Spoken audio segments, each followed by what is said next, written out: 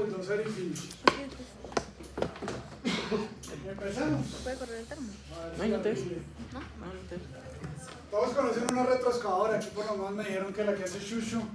Para mí eso es una locomotora, ¿no? Pero bueno. ¿Qué es una retroexcavadora? Básicamente una máquina que funciona a base de combustión hidráulica. ¿Por qué combustión hidráulica?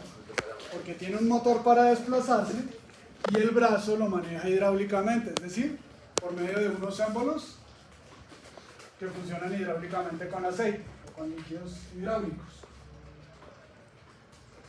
La mayoría de las retroexcavadoras que ustedes conocen y la función principal utilizan una cuchara o un cucharón que nos sirve para recoger material, ¿cierto?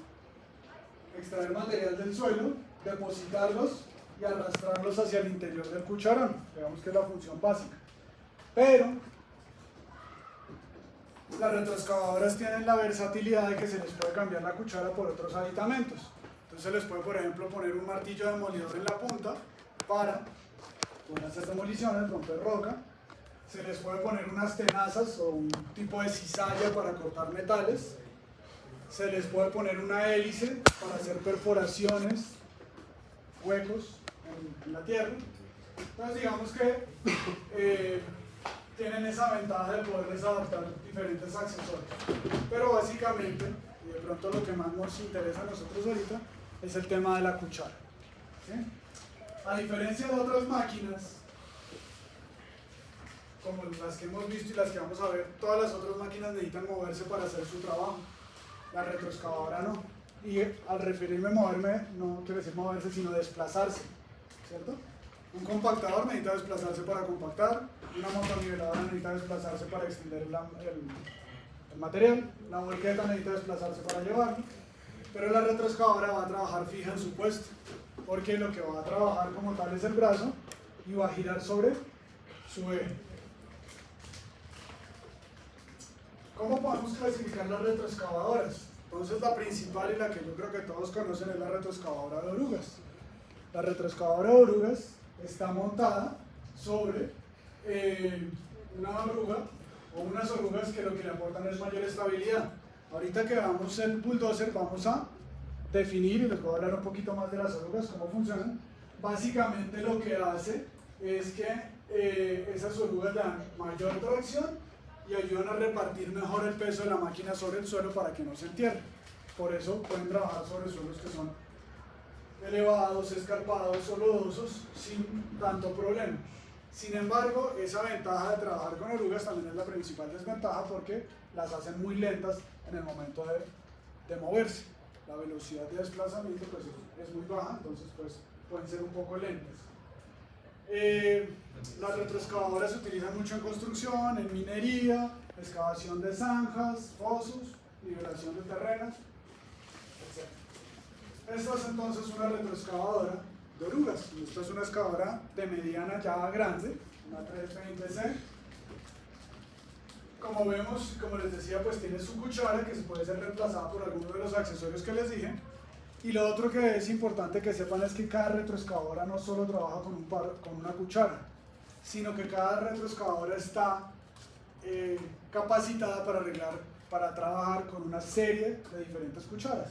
Entonces puede trabajar con unas cucharas más pequeñas o unas más grandes. Cuando vayamos a hacer el cálculo de rendimientos lo vamos a ver en cuanto a la capacidad de la cuchara. Porque si yo necesito excavar una zanja, seguramente necesito que la excavación no sea más grande de 50 centímetros, entonces pues necesitaría ponerle una cuchara que tenga esa dimensión para no sobreexcavar. Si por el contrario lo que va a necesitar es mover gran cantidad de tierra, entonces seguramente le va a poner una cuchara más grande para poder. Pero, como les digo, pues eso también depende de la capacidad. Todas tienen la versatilidad de moverse dentro de un rango de cucharas para poder trabajar. La segunda sería la excavadora de ruedas. La excavadora de ruedas es básicamente la misma, simplemente que en vez de estar montada en unas orugas, está montada en unas ruedas. ¿Para qué quiero montada una retroexcavadora sobre unas ruedas? Cuando tengo que trabajar sobre concreto o sobre asfalto, es decir, sobre pavimentos. Porque las orugas me van a dañar el pavimento. El peso de las orugas, esos eslabones que tienen las cadenas de las orugas, se van a enterrar sobre todo dentro del pavimento flexible y me lo va a dañar. Entonces pues es donde yo voy a utilizar. No sé si ustedes alguna vez se hayan fijado en alguna de las troncales de Transmilenio cuando uno va y están arreglando las losas de Transmilenio. Las retroexcavadoras que tienen siempre son de llantas y no son de orugas, precisamente para no dañar el pavimento. Entonces, al ser de ruedas, pues la ventaja es que va a tener una mayor velocidad, ¿cierto? Vamos a poder trabajar en ese tipo de suelo, llamémoslo así, de superficie. Entonces, pues digamos que un beneficio es ese, que tiene mayor velocidad y maniobrabilidad sobre concreto y superficies planas, pero también va a tener limitación porque el desempeño sobre terreno irregular o pendientes pues no va a ser el mejor. Entonces, pues para cada tipo de terreno vamos a tener un tipo de retroexcavadoras y pues esta sería más para eso. Entonces, si se dan cuenta, una excavadora de ruedas, si le quitamos la parte de abajo, si no la estuviéramos viendo, pues no sabríamos que tiene ruedas porque el resto de la máquina es exactamente igual, simplemente el chasis inferior, la suspensión y las modo de tracción es el que es diferente. ¿Listo? Entonces ahí, por ejemplo, está trabajando en un talud, pero tiene que estar parada sobre el pavimento, entonces se trabaja la retroexcavadora de llaves. La tercera es una mini excavadora o pajarita que conocemos en nuestro medio, una retroexcavadora mucho más compacta, más pequeña, que la utilizamos para sitios confinados, sitios en espacios de trabajo reducidos, con espacio limitado, donde una retroexcavadora de estas grandes pues no va a poder ingresar fácilmente, donde el rendimiento de una retroexcavadora más grande pues no va a ser bueno. Entonces digamos que hacer trabajarla en ese espacio reducido va a ayudar a aumentar esa productividad. Entonces el beneficio, la parte buena de esta máquina es que al tratarse de esa máquina compacta muestra gran desempeño en áreas estrechas o sitios de trabajo con espacios limitados. La limitación es al igual que son de oruga, estas sí, generalmente todas son de oruga, entonces pues la velocidad de desplazamiento es muy lenta, entonces pues la idea es que no sirve para recorrer largas distancias. Ahí les puse un ejemplito, esta es una retroexcavadora, una mini excavadora que está excavando, es un sótano de un edificio, fíjense el espacio tan reducido, ahí no cabría, si llega a caber la retroexcavadora que está aquí arriba, pues sus movimientos van a ser más complicados. Entonces esta retroexcavadora hace el trabajo de la excavación de la parte inferior, le acerca el material donde la retroexcavadora de arriba puede con su brazo retirar el material, inclusive ya tenemos la volqueta al lado que le está esperando para cargarla de una vez. Entonces en este caso casi que una retro se complementa con la otra. ¿Listo? El cuarto tipo de retroexcavadoras son las excavadoras de largo alcance. ¿Qué es una excavadora de largo alcance? Es una excavadora igual que las que hemos visto, pero los brazos son muy largos. Son brazos que pueden ir de 12 metros hasta 30 metros para hacer trabajos donde las áreas son difíciles de alcanzar, donde necesitamos de pronto tener cuidado en el momento de hacer el trabajo, como son las demoliciones o trabajos sobre ríos o lagos. Entonces, al igual que lo que les he mencionado, su mayor ventaja también se les convierte en su mayor desventaja. En este caso, el brazo, que es extensible y bastante largo, puede ayudar a trabajar con facilidad a distancias largas, seguras, pero precisamente esa extensión del brazo le va a dificultar trabajar en lugares que son más estrechos. Estos son dos ejemplos de excavadoras de largo alcance. Fíjense que aquí, por ejemplo, esta está trabajando sobre el cauce de un canal, está alejada del borde del canal, necesita pues un brazo para poder llegar y que sea lo suficientemente largo para poder bajar y trabajar sobre el fondo del lecho del canal. Y en este caso, que es una demolición, pues también la idea es que puede llegar a pisos más altos, puede estar retrocedida del lugar de excavación, entonces pues digamos que se puede hacer un trabajo un poco más seguro y puede funcionar de la mejor forma. Pero igualmente pues esos brazos tan largos en otras condiciones pues van a ser desventajas porque no se van a poder utilizar. Entonces digamos que los trabajos específicos de estas con brazo de largo alcance pues son bastante particulares. Como quinto tenemos las excavadoras hidráulicas. Las excavadoras hidráulicas son las excavadoras más grandes que hay, las excavadoras más potentes, tienen un motor bastante grande, son bastante voluminosas, ¿cierto? y se busca que puedan levantar cargas bastante pesadas y transportar rocas y materiales de bastante tamaño. Básicamente se utilizan en minería. Si se acuerdan, hace 8 días cuando vimos la motoniveladora y las volquetas, vimos equipos bien grandes, vimos una motoniveladora bien grande, vimos unas volquetas bien grandes. Entonces digamos que el beneficio es ese, que al poseer ese motor más poderoso y la cuchara más grande, tienen mayor capacidad de trabajo, pero igualmente por ser unas máquinas muy voluminosas, pues en algunos proyectos no se va a poder trabajar. Aquí está la imagen de esa retroexcavadora hidráulica.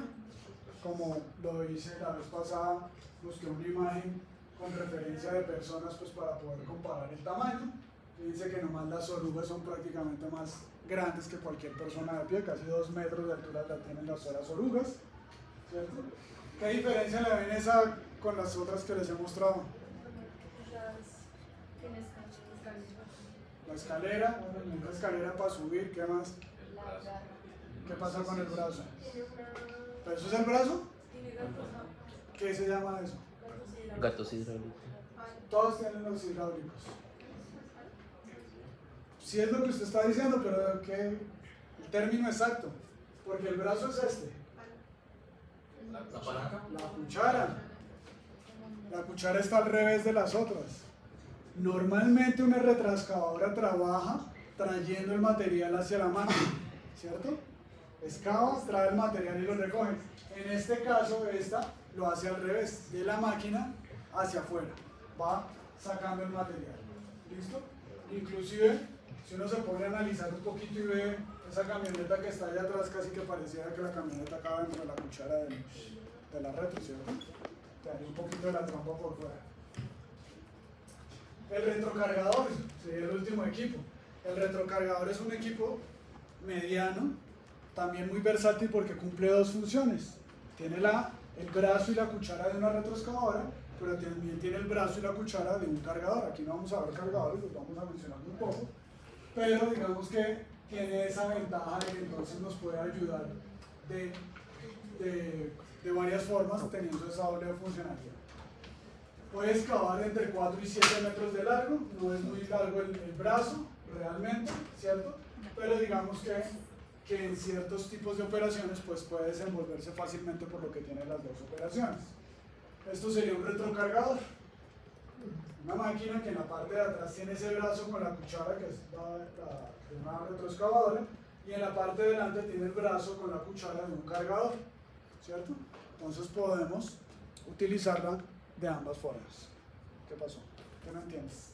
No, escribí que eso no estaba sobre el piso, me parece. Eso me preguntaron ahorita, que por qué estaba volando. ¿Por qué está volando? ¿Alguien me puede decir? ¿Sí está volando para empezar? No está volando porque está apoyada, ¿cierto? Sí. ¿Pero por qué estar así? Piensen como ingenieros. Para que alcance. Una, lo que yo pienso, ¿cierto? La volqueta está como, es que inclusive uno aquí ve el brazo, que ya el brazo pega aquí como con la volqueta, es para poder alcanzar la altura y poder llenarla, entonces tuvo que levantarse. Pero otra, digamos que estas barras estabilizadoras las vamos a ver en muchas máquinas. No sé si ustedes, a mí me gusta ser muy curioso cuando voy por la calle, pero si ustedes han visto las máquinas, por ejemplo, que usan los de la energía para cambiar postes o cuando están haciendo arreglos, todos esos carros siempre que están trabajando sacan unas patas estabilizadoras y se apoyan sobre esas. Las autobombas de concreto también, cuando empiezan a trabajar sacan unas patas. Tienen 2 funciones.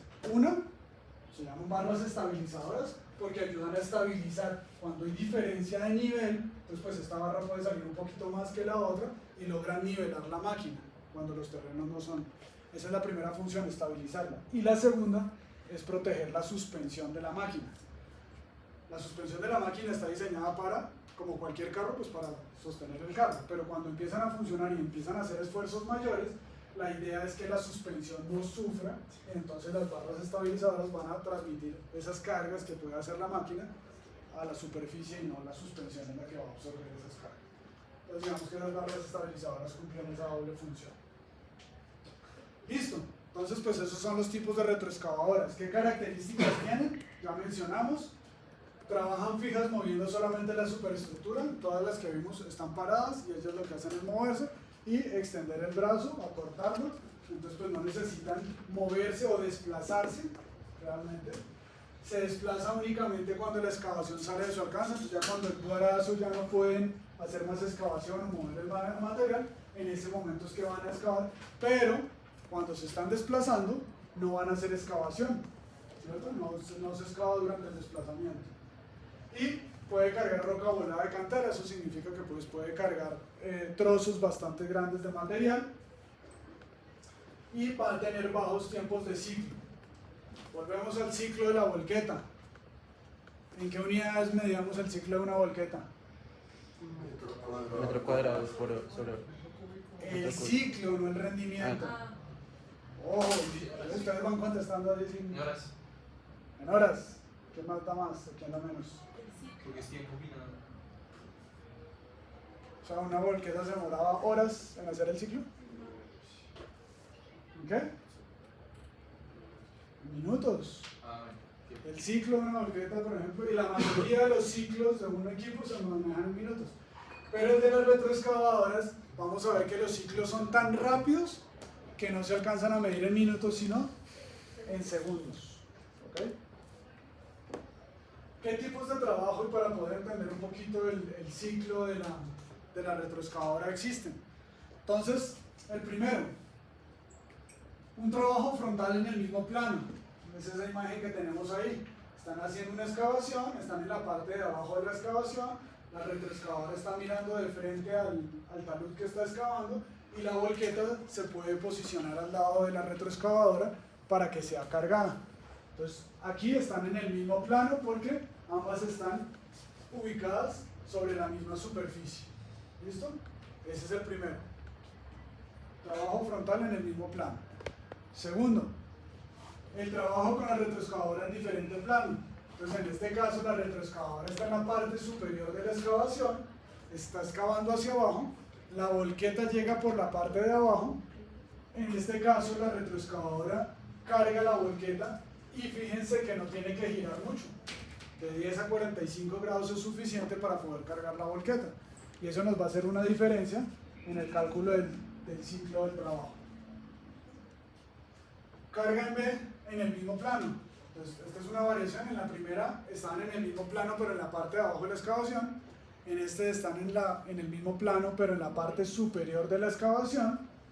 Entonces, en este caso, sí, la retroexcavadora va a tener que hacer un giro mínimo de 90 grados si la volqueta está al lado. Si la volqueta no se puede parquear al lado, sino le toca parquearse detrás de la retroexcavadora, entonces el giro va a ser de 180 grados y no de 90 grados. ¿Ok? Excavación de zanjas.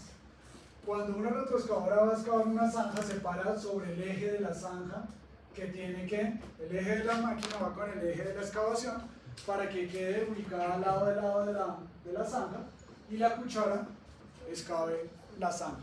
Esa excavación va a ir hacia atrás. O sea, la máquina en este tipo de excavación va a ir moviéndose hacia atrás, va a ir excavando y va moviéndose atrás, y la volqueta puede llegar por el lado para cargarla. Entonces, en este caso, la retroexcavadora va a tener que hacer un giro de 90 grados para poder cargar la volqueta.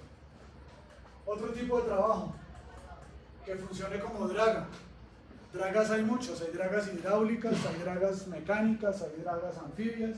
Este es un tipo de draga mecánica. En este caso, la retroexcavadora se ubica sobre un pontón, ¿cierto? El pontón es el que entra al agua y la retroexcavadora es el proceso de dragado. Cuando la retroexcavadora va a trabajar definitivamente como draga, no hay necesidad de que la retroexcavadora lleve el chasis inferior y en este caso las orugas, porque nunca se va a mover. Lo que va a mover la retroexcavadora es el pontón. Entonces se fija la superestructura de la retroexcavadora sobre el pontón. Entonces aquí se ahorra, se economiza un poco en el costo de la máquina porque pues, se obvia toda esta parte y además se gana una altura por lo que se baja la máquina, entonces se gana una altura, en este caso una profundidad, para poder de pronto excavar más profundamente. Algunos pontones tienen sus propios cajones para acumular el material cuando va excavando, cuando va dragando. Nos llamemos aquí excavación cuando va dragando la máquina. pero algunas veces se utilizan unas barcazas, entonces la retro saca el material y lo descarga sobre la barcaza y la barcaza es la que se encarga de llevarse el material. Valga la comparación, en este caso la barcaza se convierte en la volqueta de la draga. Como grúa, yo creo que ustedes algunas veces habrán visto las grúas cargando material, ¿cierto? Utilizan la cuchara, hay algunas cucharas que ya vienen con un ojal de fábrica, en otros casos se lo mandan soldar, por ese ojal conectan una cadena o una guaya con un gancho para poder levantar pesos. Esto se ve mucho en alcantarillados. Ahorita vimos la excavación de las zanjas. En la excavación de la zanja para tubería se aprovecha la grúa, la retroexcavadora, para levantar los tubos, para levantar las entibaciones y nos va a ayudar casi que con el proceso completo. Hay que tener en cuenta cuando se trabaja con grúa la posición de la grúa. La posición de la retroexcavadora. Si la retroexcavadora se pone perpendicular a su eje, va a poder alzar un peso un poco más largo, más grande y a una distancia más larga porque va a estar más estable. Si la grúa se posiciona paralelamente a su eje, entonces en este caso el peso debe ser un poco menor y la distancia también un poco menor.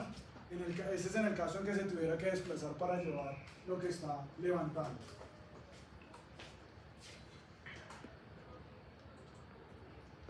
¿Ok? Entonces vemos que ese puede ser otro trabajo que puede realizar la retroexcavadora. El desbroce de terreno, nosotros hemos hablado que el principal trabajo de una retroexcavadora es excavar, ¿cierto? Hacer excavaciones. Pero digamos que el desbroce simplemente es retirar esa primera capa de material vegetal que existe, que son 5, 10, máximo 15 centímetros. Entonces, pues en ese caso, casi que uno no contempla que sea una excavación, sino por eso se conoce con el nombre de desbroce o descapote. Y el perfilado de taludes. Hace 8 días cuando vimos la motoniveladora vimos que una de las opciones o las funciones que tiene la motoniveladora es hacer el perfilado de taludes hasta cierta altura. Y en el video que vimos se veían las uñas marcadas de la retroexcavadora sobre el perfil del talud y luego pasaba la motoniveladora haciendo ese perfilado de talud. Hace 8 días cuando vimos el ciclo de la volqueta, hablábamos que había un tiempo fijo y dentro del tiempo fijo acabamos de decir que el tiempo fijo era ¿qué?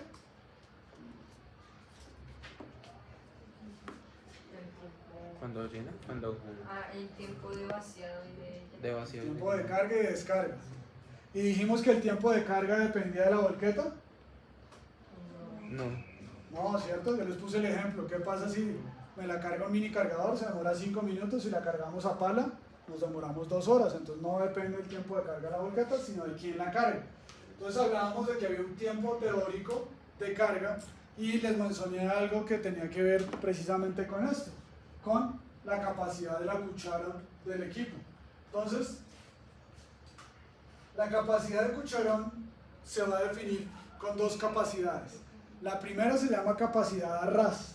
Capacidad a ras, como su nombre lo indica y como se lo pueden imaginar, es todo el material o todo el volumen que queda dentro del contorno de las láminas de mi cucharón. Todo lo que queda al interior y no sobrepasa la altura de las láminas del cucharón. Y hay otra capacidad que se llama la capacidad de colmado. Entonces yo les preguntaba en la clase pasada, cuando ustedes cogen una cuchara y la llenan de cualquier cosa, ¿siempre nos queda ras? Siempre queda como con más material encima. Una cuchara cuando cogemos azúcar, por ejemplo. Entonces la capacidad de colmado es el volumen del cucharón cargado a ras más el volumen del material colmado por encima de ese nivel. La teoría nos dice que con un ángulo de reposo 1 a 1, sin contar con el material de derrame, y en Europa ese ángulo lo clasifican 2 a 1. Para que lo entiendan, en esta imagen se ve un poco mejor. El nivel a ras es todo lo que me alcanza a quedar dentro de la cuchara sin sobrepasar el borde de las láminas. ¿Listo? Eso es a ras. Capacidad colmada, entonces es todo este nivel a ras más lo que logra sobresalir por encima con un ángulo o con una pendiente 1 a 1. Obviamente eso no se mide, eso es simplemente teoría para poderlo definir. No nos vamos a poner en obra de que cada vez que la retroexcavadora tiene la cuchara ir a medirse si tiene el ángulo 1 a 1. Entonces, a partir de eso nosotros podemos hablar de la carga útil del cucharón, que era lo que necesitábamos definir en la clase pasada. Y esa carga útil va a depender de qué? Del tamaño y la forma del cucharón. No todos los cucharones son iguales, cada fabricante pues, hace las formas de sus cucharones, de la fuerza de plegado que tenga el brazo, de ciertas características del suelo, que en ese caso tienen que ver con lo que llamamos el factor de llenado. Entonces en esta tablita nosotros tenemos varios tipos de materiales y esos tipos de materiales tienen aquí su factor de llenado. Por ejemplo, acá me dice la marga mojada, una arcilla arenosa puede llegar a estar hasta un 100 o 110% del factor de llenado. La arena y la grava puede estar entre el 95 y el 110%, una arcilla dura y compacta del 80 al 90%, y roca tenemos bien fragmentada y mal fragmentada. Bien fragmentada, ¿qué es? Pedazos más pequeños, mal fragmentada, pedazos más grandes. Cuando recogen roca bien fragmentada, como los pedazos son más pequeños, van a quedar menos espacios vacíos dentro del cucharón, entonces vamos a tener un factor de llenado un poco mayor. Cuando es mal fragmentada, los pedazos son más grandes, entonces me van a quedar más espacios vacíos dentro del cucharón, entonces digamos que el factor de llenado solo puede llegar hasta un 40 o un 50% del cucharón. ¿Ok? Entonces, hablemos del rendimiento de la retroexcavadora, ¿cierto? El rendimiento de la retroexcavadora va a depender de la capacidad del cucharón y del ciclo del trabajo. Entonces ahora sí les pregunto, hace 8 días les dije, hoy se los voy a preguntar, ¿cuál es el ciclo de una retroexcavadora? Duro. La cogida del material, ¡chum! El desplazamiento, la descarga, y volver otra vez. es decir, carga del cucharón, giro con carga, descarga del cucharón y giro sin carga. ¿Listo? Entonces, ese es el ciclo de una retroexcavadora. El tiempo total del ciclo va a depender del tamaño de la máquina. Obviamente las máquinas pequeñas tienen ciclos más rápidos porque pues el volumen que manejan es mucho menor, entonces llenan más rápido la cuchara, se desplazan más rápido, la descargan más rápido, entonces pues van a tener condiciones ciclos más cortos. Cuando las condiciones de trabajo son muy buenas, los ciclos son más rápidos, pero a medida que esas condiciones se nos complican, por ejemplo la excavación es más difícil, las zanjas son más profundas, hay más obstáculos, pues obviamente la excavadora va a trabajar más lentamente y los ciclos se van a volver más demorados, ¿cierto? Igualmente, a medida que se hace más profunda o el material que sacan se aumenta, el cucharón pues va a tener que viajar más lejos, entonces pues en ese caso cada ciclo de trabajo se va a volver un poco más demorado. Igual también depende de la ubicación en el que se pueda hacer la volqueta, ¿cierto? Si mi volqueta se puede hacer a pie de la retroexcavadora, ¿cierto? Lo más cerca posible, podemos llegar a obtener ciclos de 10 a 17 segundos. Fíjense que hablamos hace un rato de que vamos a hablar de segundos. Si en el caso contrario el camión le toca hacerse por detrás o por encima de la excavadora y el giro tiene que hacerse a 180 grados, entonces pues en ese momento pues va a ser más demorado el ciclo de trabajo y el rendimiento pues va a ser mayor. Entonces, ¿cómo se calcula el rendimiento de una retroexcavadora? Lo primero, y al igual que la mayoría de los equipos que hemos visto, las unidades son metros cúbicos por hora. La fórmula para calcular el rendimiento está dada por la capacidad de la cuchara en metros cúbicos, el factor de eficiencia que ustedes ya lo conocen, el factor de eficiencia de la cuchara que acabamos de llenar, que es el factor de llenado, el factor de expansión, que será el factor de expansión del material que estamos utilizando, por 3600 sobre T, que es el tiempo de ciclo de trabajo. ¿Por qué aquí lo multiplicamos por 3600? Porque está en segundos el tiempo y lo tenemos que pasar a horas. ¿De dónde voy a obtener esos datos? Básicamente aquí casi que no hay que calcular nada, simplemente identificar todos los datos. Entonces, en el manual del fabricante vamos a encontrar todas las especificaciones de mis diferentes excavadoras. Aquí les puse esto, entonces ahí están las especificaciones y me dice capacidad del cucharón colmado. En este caso punto .54 a 2, punto .54 a 2, 1.40 a 2 y punto .7 a 2.2. Esas son las capacidades de las cucharas que pueden utilizar. Hace un rato les dije que podían utilizar diversos tamaños de cucharas, entonces pues ahí está el rango de las cucharas que pueden utilizar. El factor de eficiencia ya lo saben calcular ustedes, dijimos que era el trabajo o el tiempo de trabajo en una hora. Si trabaja los 60 minutos la eficiencia es del 100% y a medida que va disminuyendo el tiempo de trabajo en la hora, pues la eficiencia va siendo menor. Ese cuadrito básicamente no hay que tenerlo, simplemente uno lo puede calcular. El factor de eficiencia de la cuchara o el factor de llenado, vamos a aplicar este cuadrito donde nos van a dar estos factores de llenado dependiendo del material que vaya a cargar la retroexcavadora o que vaya a excavar. Factor de expansión, este cuadrito también ya lo habíamos visto cuando vimos el tema de la expansibilidad y la compresibilidad. Entonces, dependiendo también del tipo de material que se va a trabajar, en este caso siempre vamos a utilizar el sitio que es en banco y vamos a buscar el factor en suelto, que es como lo vamos a cargar dentro de la volqueta. Y el tiempo de ciclo de trabajo también lo encontraremos en el manual del proveedor, del fabricante. Entonces aquí lo encontramos. Está discriminado cada uno de los tiempos de ciclo que acabamos de ver. Carga del cucharón, giro con carga, descarga del cucharón, giro sin carga. Yo puedo tomar mis propios tiempos en obra, ¿cierto? Digamos que esto ya es una recopilación de varios datos y pues son datos promedio. Tienen que tener cuidado porque aquí están trabajando en minutos y digamos que el tiempo del ciclo lo íbamos a calcular en ¿qué? En segundos.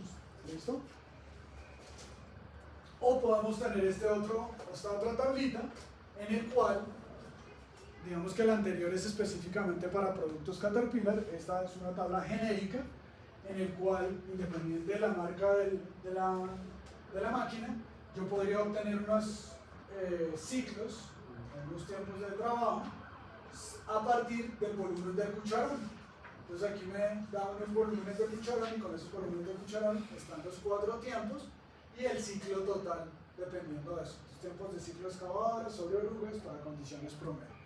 Entonces ya con eso, pues básicamente yo tengo toda la información para poder hacer el cálculo del rendimiento de una retroexcavadora. Entonces hagamos aquí un ejemplito para que lo entiendan. Una excavadora Caterpillar 336D, que es esta que les tengo ahí en la imagen, terreno arcilla compacta, tiempo de trabajo por hora 50 minutos, aquí está la fórmula. ¿Listo? Entonces vamos a ir reemplazando. Entonces aquí les voy a marear un poquito, que vamos a estarnos devolviendo. Entonces nos devolvemos a la primera tabla, buscamos la 336D, que es esta de acá, y me dice que el cucharón puede ser 1.40 a 2 metros cúbicos. Para el ejercicio tomé el valor más desfavorable, que es 1.40. Entonces ya sabemos que la capacidad del cucharón es 1.40. El tiempo de trabajo es 50 minutos, o sea que 50 sobre 60 me da .83, que también lo tengo en este cuadrito, donde 50 minutos me da una eficiencia del 83%. El siguiente es el factor de llenado, me dice que estamos trabajando una arcilla compacta, entonces me voy al cuadrito, me dice que una arcilla dura y compacta, el factor de llenado está entre 80 y 90%. A mí como me gusta hacer salomónico, pues cojo el promedio de la mitad, entonces pongo .85. El F es, ¿qué dijimos que era el F?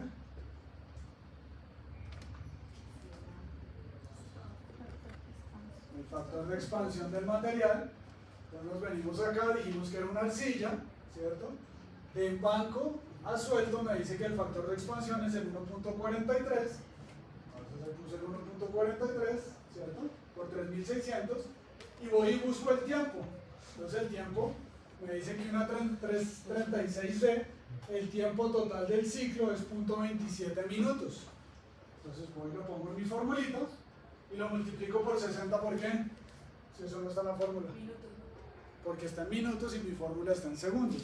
O paso estos minutos a segundos, o no multiplico aquí por 60, pero entonces aquí no multiplicaría por 3600, sino solo por 60, porque tengo que pasarlo a horas. ¿Listo? Me dice que el rendimiento, en este caso, es 313,87 metros cúbicos por hora. Entonces fíjense que las retroexcavadoras, pues relativamente es fácil calcular el rendimiento y es solo ir a buscar los datos que necesitamos de cada una de ellas. ¿Preguntas hasta ahí?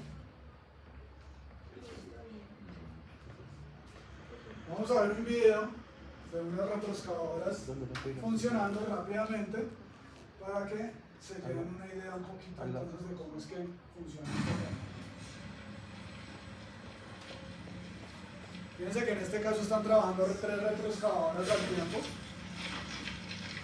Inclusive cada retroexcavadora tiene volqueta lado y lado.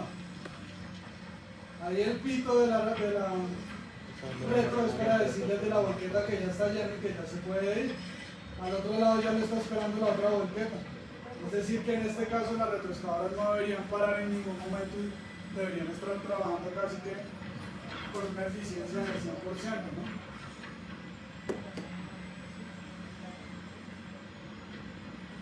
¿Esas volquetas son de qué tipo? Las volquetas.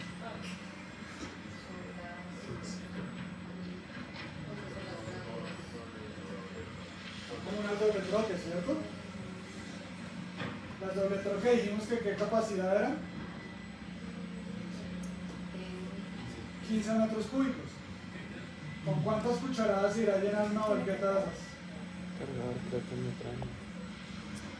No, se me ha cargado. 4. No.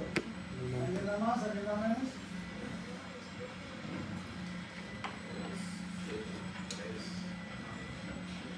¿Cuántas van? No. Ahora va una. ¿Cuánto tienes tu celular? También. ¿Quieres cargar? ¿Quieres cargar?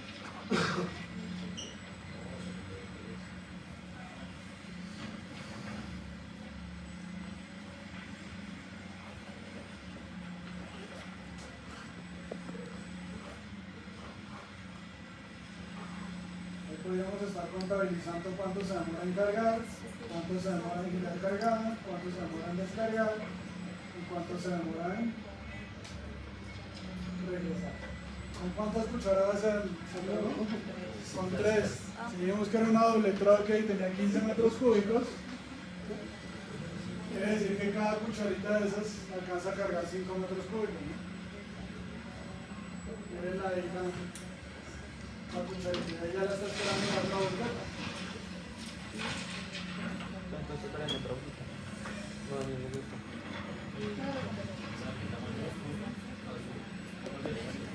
Sí, pues esta dice que es una 365C. Es una de las más grandes. Ahí atrás está pasando un bulldozer. Que ahorita lo vamos a ver, está extendiendo material para acomodar el sitio donde parquear la volqueta. Pues baby, gracias. Fíjense que ninguna retroexcavadora se ha desplazado. Todas trabajan ahí, girando, moviendo el brazo.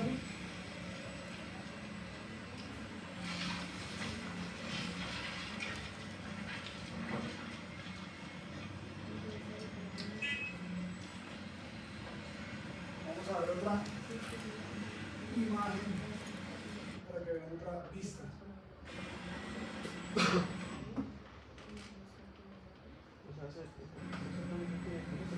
Desde dentro de la retroexcavadora.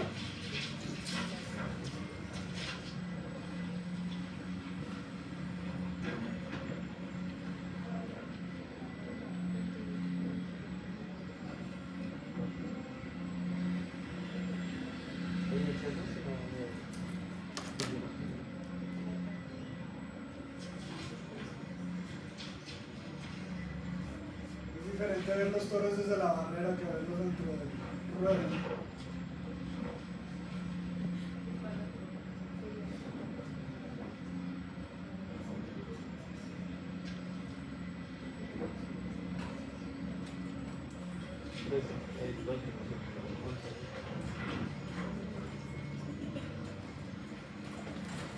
Bueno, lo único que me imagino harto de eso es estarse moviendo todo el día para lado y lado. ¿Cómo hacer cosas? ¿Listo? ¿Preguntas sobre la retroexcavadora? ¿Lo han entendido?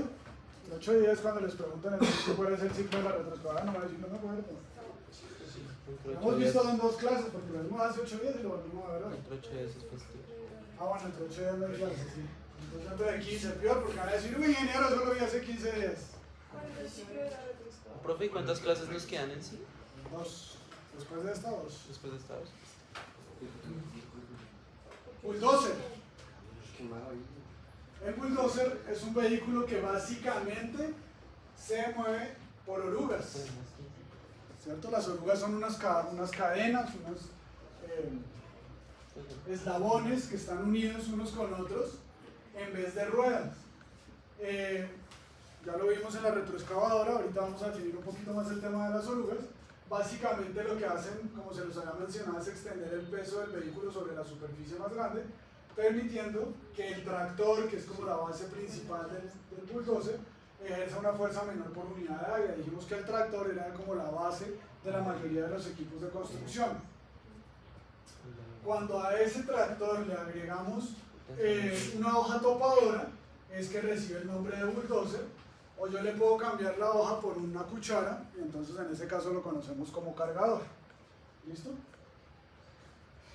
Se utiliza básicamente para que el bulldozer, para el movimiento de tierras, tanto para excavaciones como para nivelación y empuje.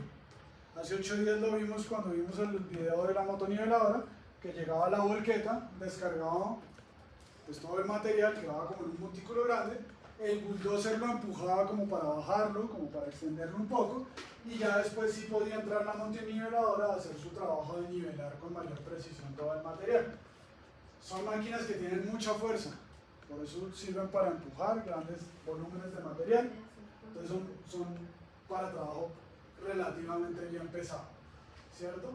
Entonces, cuando hablamos de oruga, ese mecanismo consiste en un conjunto de eslabones que se unen unos con otros y permiten el desplazamiento en terrenos irregulares, ¿cierto?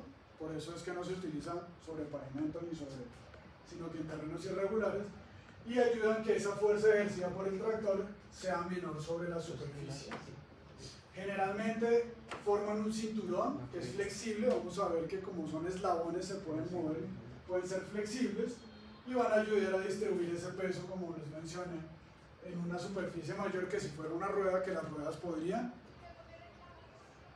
enterrarse o hundirse. ¿Qué tipos de bulldozers vamos a tener? Básicamente los podemos clasificar primero por su rodadura.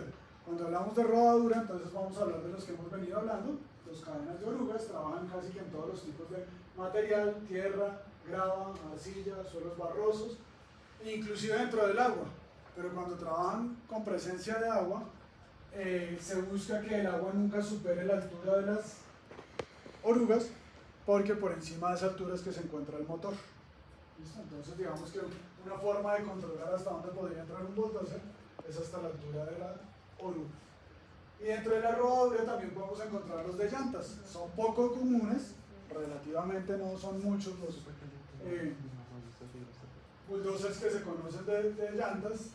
Tienen la ventaja de que pueden trabajar sobre suelos más estables, dándole mayor velocidad.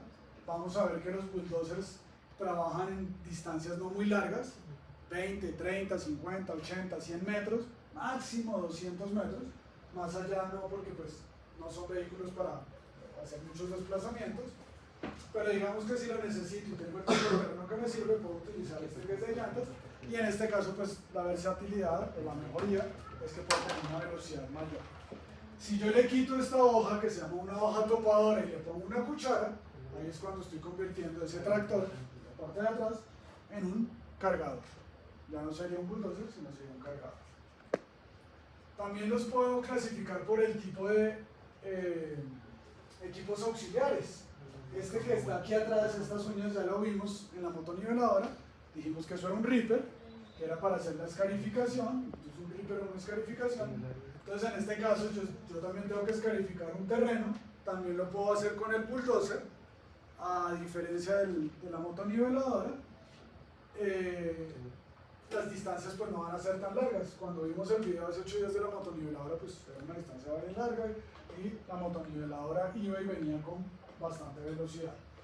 O puede tener en vez de tener varios, puede tener uno más grande, un solo gancho, un solo uña, que se conoce con el nombre de stomper o zanco. Y básicamente este pico se utiliza ya sea en terrenos muy duros, rocosos de pronto, donde necesitamos arrancar grandes volúmenes de material o de roca.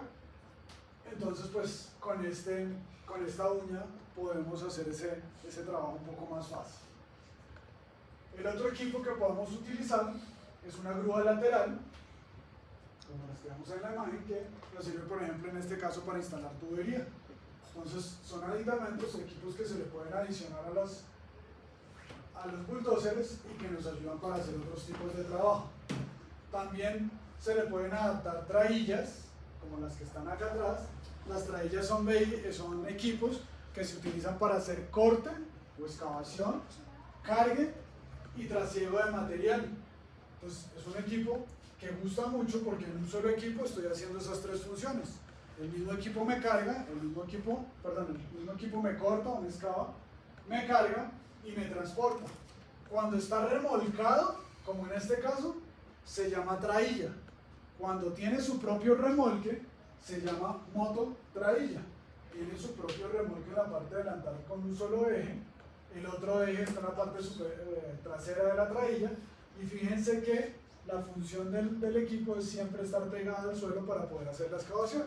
Entonces aquí hay una cuchilla, cuando se mueve la máquina, esa cuchilla va haciendo la excavación, el material se va introduciendo dentro de la tolva de la trailla, y una vez está llena la tolva, pues se puede transportar el material hacia el sitio que se necesite.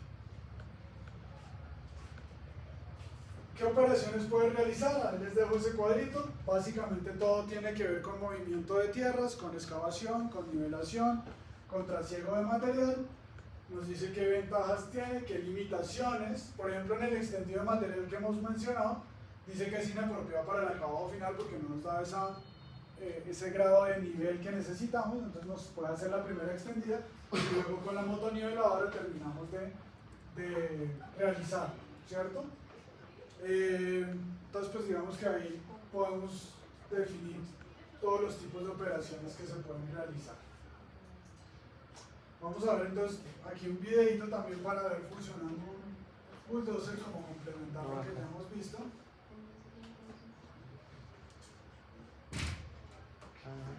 En este caso vamos a ver otra función que puede tener es, por ejemplo, en este caso empujar. Se necesita mover esa piedra.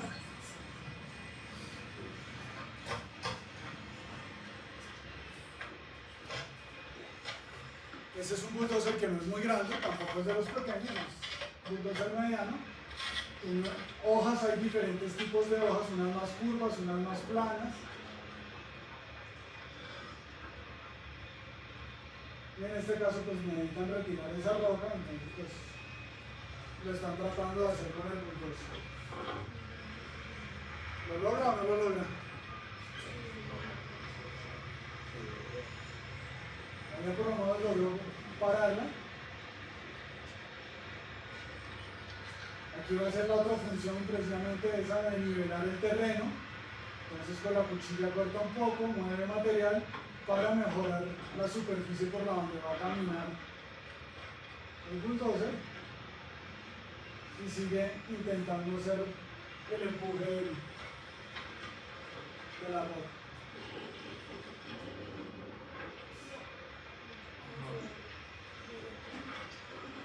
Fíjense que este bulldozer tiene el stomper o zanco que miramos hace un rato. ¿Lo logró?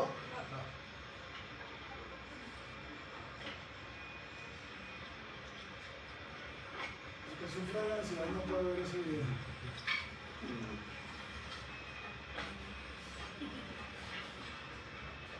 No, ahí se la debe ver.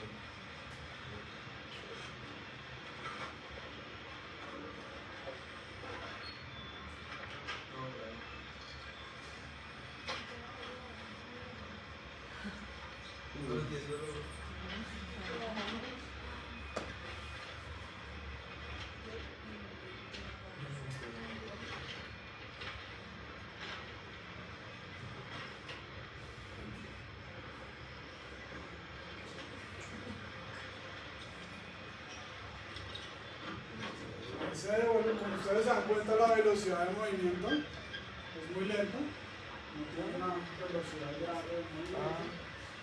Lo que está haciendo es nivelando nuevamente el terreno, arrastrando un poco de material para poder rellenar y acercarse nuevamente a la piedra. Bueno, listo, ya más o menos se den cuenta cómo esto funciona un bulldozer.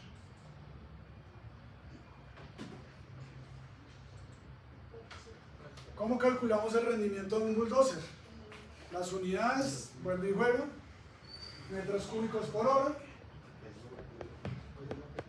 La formulita nos indica que necesitamos la capacidad de la hoja de la cuchilla en metros cúbicos, el factor de eficiencia que ya lo conocemos, ya lo sabemos cómo se saca, factor de expansión del material que está trabajando y el tiempo del ciclo en minutos. Volvemos al tiempo del ciclo. ¿Cuál será el ciclo de un bulldozer? De soplo, tiempo fijo más tiempo variable. Empecemos por la fácil. ¿Cuál será el tiempo variable?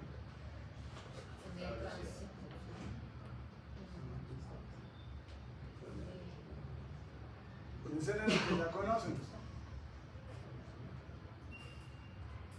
Tiempo de ida cargado y tiempo de regreso descargado. Y en este caso el tiempo fijo tiene que ver es con las velocidades. Entonces el tiempo de ciclo se obtiene sumando tiempos fijos de cambio de velocidades y los tiempos variables invertidos en el trayecto de ida cargado y de regreso vacío. La formulita inicial es la misma, tiempo igual a tiempo fijo más tiempo variable, donde el tiempo fijo es el tiempo de cambio de velocidades en minutos y el tiempo variable es el tiempo de ida cargado más el tiempo de regreso descargado en minutos. Entonces dentro de 15 días cuando les pregunte cuál es el tiempo de ciclo de un... Ya no se lo van a saber, ¿cierto? El tiempo variable es exactamente la misma fórmula que aplicamos en las volquetas.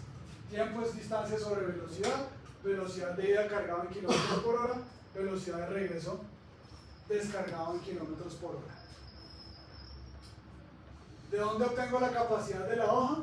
Igualmente, del manual del constructor, en el cual aquí nos dice, por ejemplo, que este tiene 2.9 metros cúbicos, este 4.2, este 5.75, dependiendo pues del modelo del bulldozer, pues ahí lo podemos conseguir. Las velocidades, a diferencia de la motoniveladora y los otros equipos, fíjense que solo tiene 3 velocidades hacia adelante y 3 hacia atrás, y aquí podemos obtener las velocidades a las cuales se mueve el bulldozer. Hagamos este ejemplito.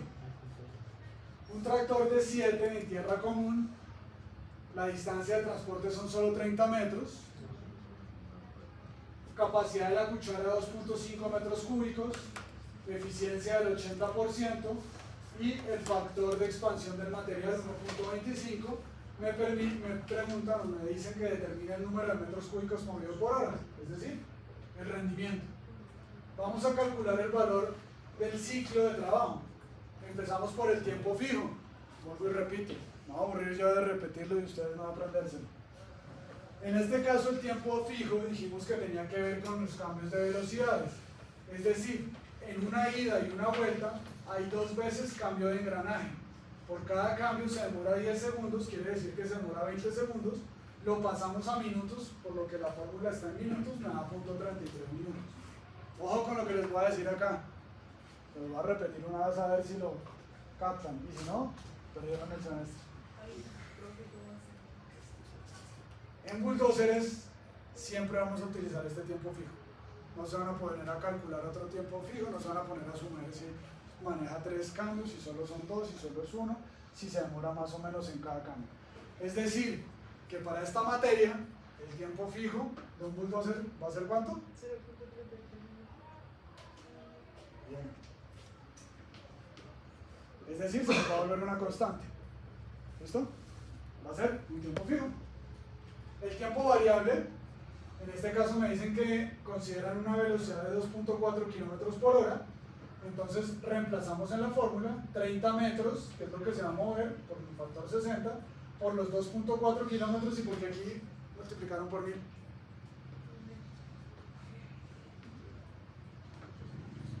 ¿Por qué?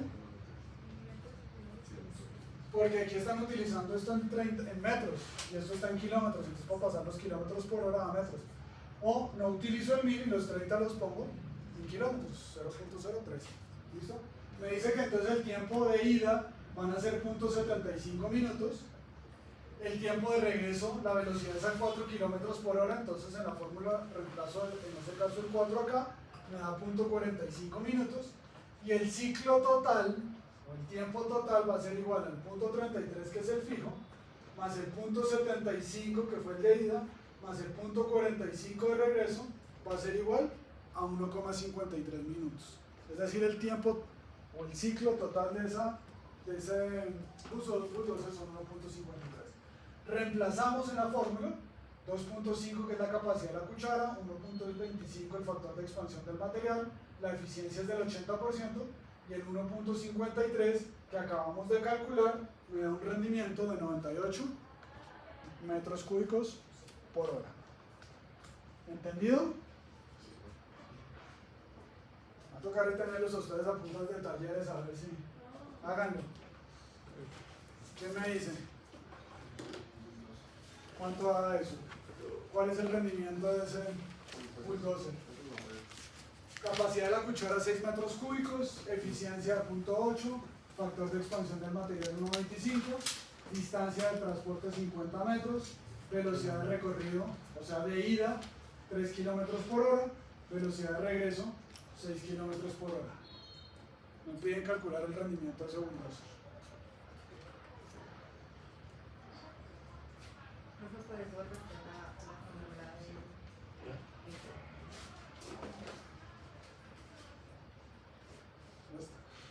El CM es el tiempo. ¿Sí?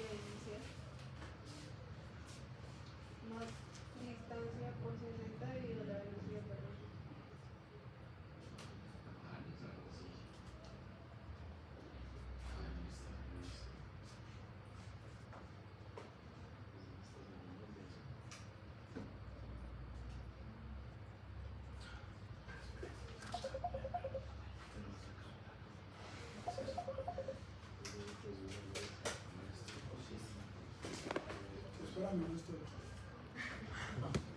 Estoy en clase. ¿Listo? ¿Me prestas tu calculadora? No sé que ustedes me digan. ¿Cuánto? 196, primer dato. Cambiar Sí, de... 196.7. Cambiar los... 196,7 metros cúbicos por hora.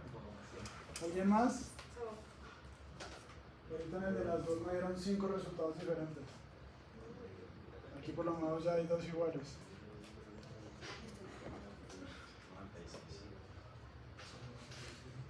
Uno más como para confirmar o dudar. 196,72.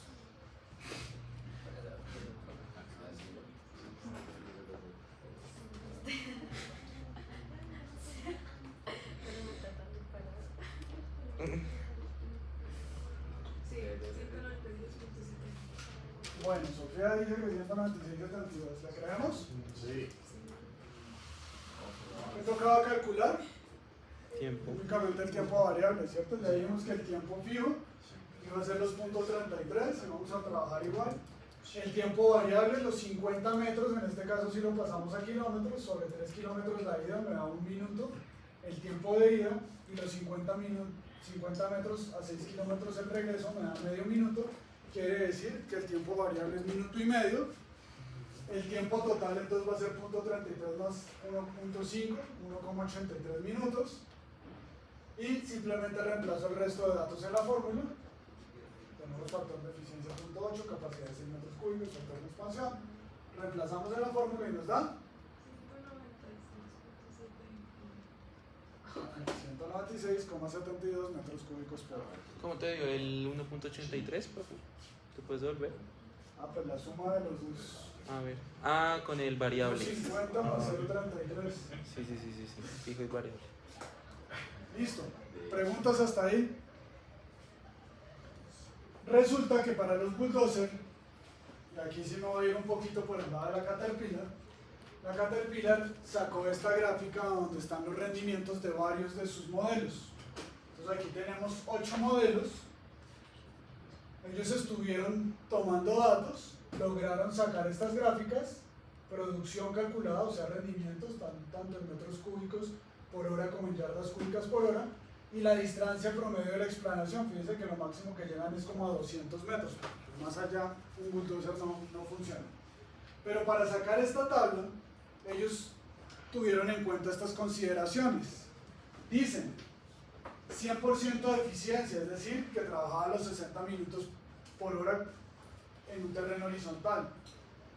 Máquinas con tiempos fijos de 0.05 minutos. Nosotros estamos calculando 0.33, en este caso contemplaban que fuera 0.05. La máquina cortando una distancia de 15 metros y luego acarreando la carga, tiempo de descarga 0 segundos. Densidad del suelo, 1.370 kilogramos por metro cúbico o 2.300 libras por yarda cúbica. Unos coeficientes de tracción, hojas controladoras hidráulicamente y excavación en primera marcha de avance, acarreo en segunda marcha de avance y regreso en segunda marcha de retroceso. Listo, veamos que esas son las condiciones con las cuales se calcularon estas gráficas. Pero entonces ellos me dicen, si sus condiciones en el terreno son diferentes a estas, que sí lo van a hacer, entonces hay que aplicarle unos factores de corrección. Factores por el operador, factores por el tipo de material, si tenemos un corte en zanja, si hay visibilidad, polvo, lluvia, nieve, eficiencia del trabajo, donde le hemos metido la eficiencia, aquí se la meten, ¿cierto? Y aquí me van dando esos factores de corrección. Y por último, la pendiente. Si mi bulldozer está trabajando en una pendiente horizontal, es decir, no hay pendiente, pues mi factor de corrección es 1. Se supone que cuando estoy horizontal, pues no tengo factor de corrección. Si mi bulldozer va a trabajar cuesta abajo, que son los negativos, entonces miro la pendiente de cuesta abajo y voy a tener un factor, digamos, positivo. Porque en este caso, pues, la pendiente le va a ayudar para el trabajo. Pero si el trabajo es cuesta arriba, pues la pendiente la miro acá y pues esos factores van a hacer que me disminuya mi rendimiento. Entonces hagamos este ejercicio, este ejemplo para ponerlo en práctica. Me dicen que tengo que calcular o tengo que hacer la corrección de el rendimiento de un D8 con cilindro de inclinación que utiliza la técnica de corte en zanja, mueve arcilla altamente compactada, una distancia de 45 metros cuesta abajo con una pendiente de 15%. Calculen que el peso del material es de 1.600 kilogramos por metro cúbico o 2.650 libras por yarda cúbica. Aquí cuando hablan del operador tiene un peso promedio, quiere decir que tiene experiencia promedio y que la eficiencia del trabajo es de 50 minutos por hora. ¿Listo? Entonces esos son los datos que tengo. Entonces, ¿qué es lo primero que tengo que hacer?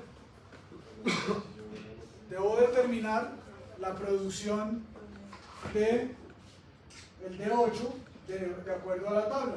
Entonces, un D8 que se mueve 45 metros. Entonces me devuelvo acá. El de 8 es la curva D. 45 metros son más o menos acá. ¿Cierto? Venimos acá y pues me da aquí más o menos en esta parte. Entonces, pues aquí me dicen que son 458 metros cúbicos por hora. ¿Qué factores de corrección puedo aplicarle a esa gráfica de acuerdo al enunciado de mi solicitud? Primero me dicen que es una arcilla altamente compactada, difícil de cortar. Entonces me devuelvo acá, busco material, difícil de cortar, y me decían que era con cilindro de inclinación. Entonces el primer factor es 0.80. Aquí me decían que tenía cilindro de inclinación. Corrección de la pendiente. Entonces me dicen que son 45 metros cuesta abajo con una pendiente de 15%. Como es cuesta abajo, es hacia acá, 15% es acá, subo la gráfica y me da 1,3. Entonces aquí tengo el 1,3. Técnica de corte en zanja. Me miro, corte en zanja, 1,20. Operador, dijimos que era un operador regular. Entonces digamos que el operador regular pues sería aquí entre excelente y deficiente, o sea, 0.75. Entonces aquí está el 0.75. Eficiencia del trabajo, me dicen aquí que va a trabajar 50 minutos por hora, lo puedo calcular, o vengo y miro acá, 50 minutos por hora, 0.83. Y corrección por la densidad. ¿Por qué?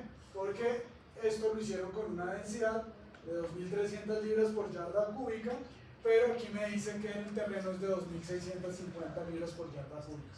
Entonces 2.300 sobre 2.650 me da una corrección por densidad de 0.87. ¿Cuál va a ser entonces mi producción corregida? La producción que calculé de la tabla, que en este caso son 600 yardas por hora, y la multiplico por todos los factores. 0.8, 1.30, 1.20, 0.75, 0.83 y 0.87, y llego a 405.5 yardas cúbicas. Si lo quisiera hacer en unidades del sistema métrico, pues cojo los 458 metros cúbicos por hora, lo multiplico por los mismos factores y me da que la producción son 309.6 metros cúbicos por hora. ¿Preguntas?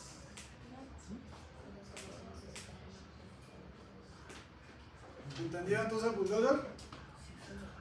Bueno, entramos al último, finisher. La finisher la vamos a ver rápidamente. ¿Por qué? Porque la finisher en la próxima clase, cuando veamos el proceso constructivo del pavimento flexible, vamos a hablar un poco más de cómo es su funcionalidad. Entonces aquí pues vamos a ver los tipos de finisher, la vamos a definir y vamos a calcular su rendimiento. La finisher se puede conocer con el nombre de pavimentadora, esparcidora, terminadora o finisher, que cuando les pregunté al comienzo de la clase no me dijeron ninguna de las cuatro. ¿Listo? ¿Para qué se utiliza? Básicamente para construcción de carreteras, en la cual lo que busca es distribuir la mezcla caliente del concreto asfáltico sobre esa superficie del suelo que es la base que hemos puesto previamente. Se utiliza entonces, como les digo, para construcción y mantenimiento de carreteras, aeropuertos, puertos, parqueaderos, donde nosotros necesitemos extender mezcla de concreto asfáltico. ¿Qué características tiene una finisher? Tiene una tolva en la parte delantera, que es donde va a recibir el material, ¿cierto? Y un sistema de transporte, primero, que le ayuda a transportarse, a moverse, a desplazarse, y un sistema por debajo que le va a ayudar a trasegar el material para poderlo expandir. Entonces para eso tiene transmisiones hidráulicas, controles, ruedas, lo que se llaman los transportadores o comederos, los tornillos, y básicamente pues consta de dos partes. Una parte de desplazamiento o de tracción y una parte de conformación, que es la regleta o el renglón, que ya ahorita lo vamos a ver. Se pueden calibrar en espesores desde 0.6 hasta 15 centímetros, es decir que me abarca prácticamente todo el umbral de lo que podría ser un diseño de una capa de rodadura. Y generalmente el espesor del material suelto con respecto al material compacto tiene una relación de 1 a 1.4 veces. ¿Eso qué quiere decir? ¿Eso es un factor de qué? Si me dice que es una relación entre el material suelto y el compacto, ¿es una relación de qué?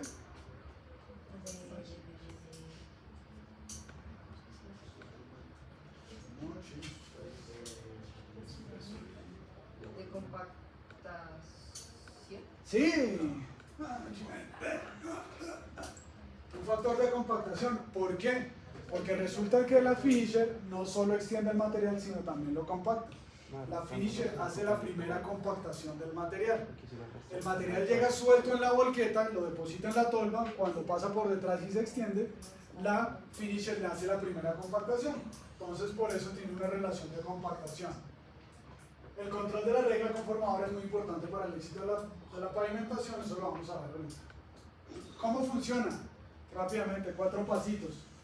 Primero, acomodamos la volqueta con la mezcla caliente en reversa, ¿sí? Para poder descargar el material. Una vez que llegó a la finisher, levanta el volco para empezar a descargar la mezcla y la pavimentadora engrana las ruedas, pone su primera velocidad y empieza a moverse. ¿Listo? Cuando ya hay suficiente material en la tolva y podemos asegurar que hay una alimentación continua, entonces la pavimentadora comienza a moverse y empieza a empujar la volqueta. 21. La volqueta no se mueve por sí sola, sino la finisher es la que la va moviendo. ¿Qué tipos de pavimentadoras existen? Básicamente 2. Una de cadenas, vemos aquí la tracción, son las rueditas, y tiene cadenas, ¿cierto? Pueden tener anchos de pavimentación desde 1.7 hasta 6 metros y las tolvas desde 3.8 hasta 7 metros cúbicos. Por eso es que la volqueta tiene que quedar en posición de seguir descargando, porque generalmente se transportan doble troques, los doble troques ya me dijeron que tienen 15 metros cúbicos, luego no lograrían descargar todo el material sobre la tolva. Estos rodillos que se ven aquí adelante es con los que la finisher empuja la volqueta. Cuando se ubica la volqueta, las llantas de la volqueta deben quedar enfrentadas a los rodillos para que cuando empiece la finisher a moverse pueda empujar la volqueta. Y las otras son las pavimentadoras de asfalto, pero en ruedas. Entonces, como ven, tienen ruedas en vez de la cadena de la oruga, ruedas más grandes en la parte de atrás que son las que van a hacer la tracción como tal, ruedas neumáticas, mientras que las ruedas de adelante son unas ruedas macizas, son unas ruedas en acero que simplemente están forradas en caucho, pero no son ruedas neumáticas, son ruedas macizas. Básicamente es lo mismo, anchos de 1.75 a 6 metros, tolvas de 3.8 a 6.2 metros cúbicos, en el caso de estas referencias. Y lo otro importante que les decía es el reglón vibratorio. Las reglas son estas que van atrás, que son las que me van a ayudar a extender como tal el material. Digamos que en las referencias más nuevas de las finisher podemos tener renglones extensores. Entonces, por medio de estos gatos hidráulicos, de estos émbolos, se logra que el renglón sea grande y pueden llegar a tener dimensiones hasta de 10 metros. Obviamente que un ancho de 10 metros pues lo voy a utilizar en superficies grandes como un parqueadero, como de pronto una pista de aterrizaje de un aeropuerto, ¿cierto?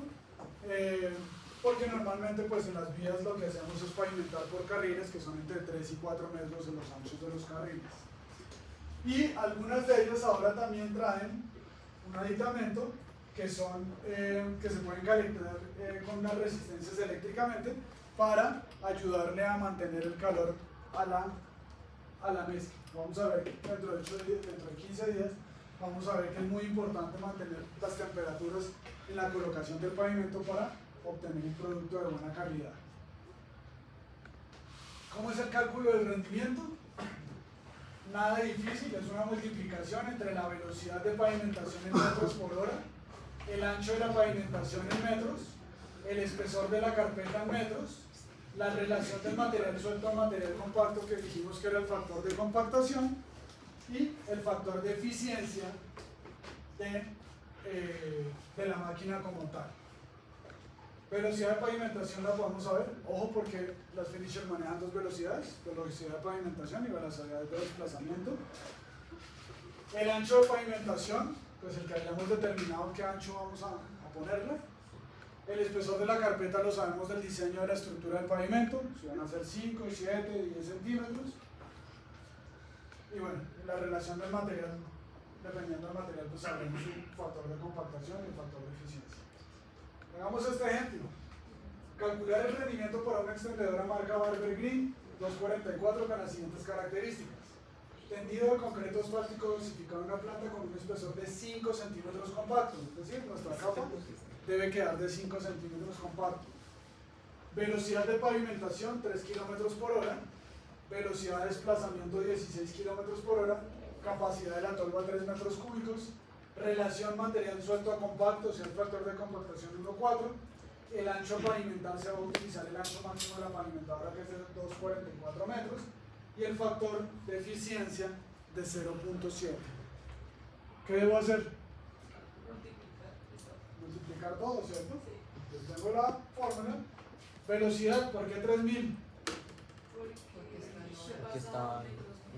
Me decían que 3 kilómetros por hora, entonces son 3000 metros por hora.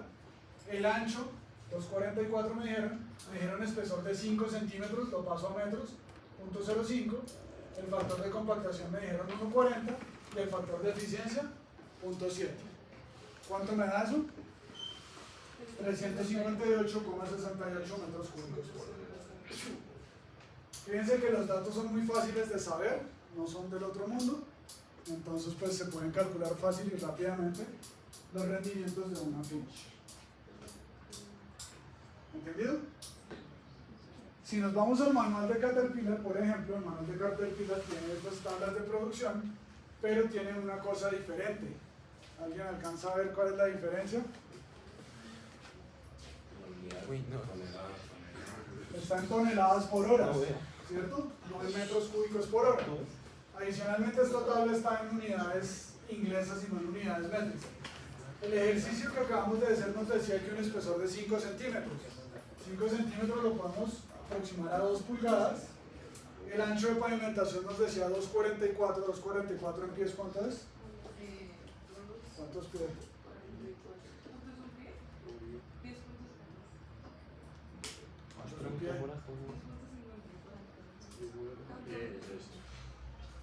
¿Cuántos son pies? 30. ¿30 qué? ¿Cuánto es una pulgada? 2,54. ¿Cuántas pulgadas hay en un pie? 12. Un pie son 30,48. Es decir, son 8 pies. ¿Listo? Y la velocidad está en pies por minuto. Nosotros allá la teníamos en kilómetros por hora, pues nos tocaría definir. Y así podríamos determinar la producción o el rendimiento en toneladas por hora. Si lo quisiera comparar con el que calculé en metros cúbicos por hora, ¿qué necesitaría? ¿Qué necesitaría para poderlo pasar? Si tengo esta producción en toneladas por hora y la quisiera comparar con la otra que calculé en metros cúbicos por hora, ¿qué necesito para poder hacer esa conversión? La densidad. La densidad, ¿cierto? Entonces, teniendo la densidad, yo podría calcular. Ahora, esta tabla me indica otra cosa y acá acabamos de hacerlo con el ejercicio de los datos, pero nos faltó calcular un dato o incluir un dato, que es la eficiencia. Me dicen que estas tablas están calculadas suponiendo una eficiencia del 100%. Si conocemos la eficiencia, entonces lo multiplicamos este rendimiento por esa eficiencia. En el caso de nosotros era 0,7, si hubiéramos determinado acá lo multiplicamos por 0,7 y ya teníamos el rendimiento con la eficiencia de la máquina. Preguntas, dudas, inquietudes. Más adelante ahora. ¿Cómo? Más adelante ahora. Más adelante. Entonces, para las dudas de más adelante, aquí les dejo la bibliografía Uy, gracias. para que la puedan revisar. ¿Qué es eso? Y el manual de rendimiento de Caterpillar. Para la presentación utilicé la edición 41 del 2011. Hasta donde he visto ya está la 46. No sé si después de la 46 haya salido alguna nueva. ¿Y podemos usar ese Caterpillar? No hay problema. Pueden usarlo, pero entonces aquí hagamos un paréntesis. Ya acabamos la clase. Yo ya les subí la guía y los formatos para la tercera entrega. Es decir, hoy, faltando 3 semanas para acabar el semestre, ustedes ya pueden hacer casi el 80% de la entrega. Pueden hacer la primera parte, que es volúmenes. Hasta donde me han dicho, todos ya tienen alineamiento vertical, alineamiento horizontal y secciones transversales. Es decir, ustedes ya pueden calcular volúmenes. Entonces pueden hacer la primera parte donde van a determinar volúmenes de relleno, volúmenes de corte, van a compararlos, definir si su proyecto les quedó compensado o no. De pronto eso les sirve para mejorar el alineamiento. Y tienen que determinar el volumen sobrante o el volumen faltante. Pregunta. En la parte final de nuestro alineamiento, un hueco bastante pronunciado, y tuvimos nos hace falta un volumen de relleno de 81 milímetros cúbicos, bastante. ¿No es preferible hacer un puente en ese caso? Y uno en procesos tiene que poner. Tomar esas decisiones. Pero en semestres pasados lo han hecho. Y en procesos entonces tendría que definir. No, simplemente cuando hagan el cálculo del por ejemplo, el cálculo de la estructura del pavimento, pues en esas abscisas no hay, simplemente la capa de rodadura, porque es un puente. Pero yo no les voy a poner a calcular ni a decir cuál es el proceso constructivo de un puente. Simplemente indican, entre la abscisa 120 y la 220 hay un puente de 100 metros. Entonces cuando hagan el cálculo, pues no van a calcular ni su rasante, ni su base, ni nada, solo la capa de rodadura. Porque la capa de rodadura sí pasa por encima del tablero del puente. La otra que pensábamos hacer era, pues, la carretera estaba como bastante compensada en la parte inicial, hay todo el tramo, y los últimos 100 metros que hay un hueco ahí. Entonces pensamos que para compensarlo más bien, mandar la carretera, la línea, un poco más abajo para cortar más acá en esta parte, para que esto cortemos acá encima para rellenar todo eso acá, pero todavía cortar bastante. Pero no era porque los costos de corte. Los costos de corte. Mejor Profe, que- pero, cortar más. o bueno, después te consulto. Evalúenlo porque cualquiera de las dos puede ser. Después te Eso consulto. realmente puede terminar convirtiéndose en un tema económico. ¿Qué me sale más barato? ¿Hacer un poco más de corte y utilizarlo para ese relleno? ¿O dejarlo así para no mover tanto terreno? También depende de la longitud del puente. Porque si cortó más, también los taludes siguen un poco mayores. Es más estabilización de taludes y todo eso. Entonces, váyanlo mirando, pero las dos alternativas. Yo desde mi parte, y sin ver el alineamiento, solo con lo que me cuentan, les puedo analicen la posibilidad de dar un puente. Sí. Ahora, y Pero- se los digo es porque ya en semestres pasados se ha hecho. Tengo entendido que este semestre hay 3 profesores de diseño geométrico. ¿Dos? Wilson y... Pero yo sé que se ha hecho. Bueno, esa es la primera parte. La segunda, tranquilo que vamos a acabar la clase se acaba a las 6, señores. La segunda parte, esto, maquinaria. Ya con lo que acabamos, ustedes ya pueden hacer toda esa parte de maquinaria. En la maquinaria, ¿qué tienen que hacer? Tienen que revisar o tienen que determinar todos los tipos de maquinaria que vimos. Si ustedes ven el cuadro que les envié, les van a aparecer 7. Aquí vimos 6. ¿Por qué les van a aparecer 7? Porque de compactadores les estoy pidiendo 2. El liso, el liso metálico y el neumático, porque los dos se van a necesitar para el pavimento asfáltico. ¿Listo? Entonces son 7. De cada uno de ellos tienen que investigar 2 referencias para poderlas comparar. O sea que de todos tienen que calcular rendimientos, o sea que van a tener que calcular 14 rendimientos. Para que los rendimientos sea una de las variables con las que ustedes puedan tomar la decisión con qué equipo se van a quedar, con qué referencia. Ojo, el que me dé más rendimiento no siempre tiene que ser el escogido, no porque me dé más rendimiento. Acuérdense que en la clase pasada, una retroexcavadora con 800 metros cúbicos por hora, si no tengo la suficiente cantidad de volquetas, me puede quedar ahí parada el 50% del tiempo. Entonces es preferible escoger una retroexcavadora de 600 metros cúbicos por hora y no la de 800. Entonces no necesariamente el factor siempre de escogencia de la máquina va a ser el de mayor rendimiento. Esas dos cosas ya las pueden trabajar. Entonces no se dejen coger el tiempo. ¿Listo? Como que ya estoy cogido.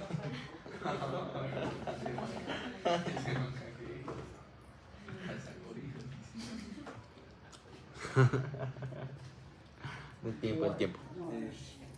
No,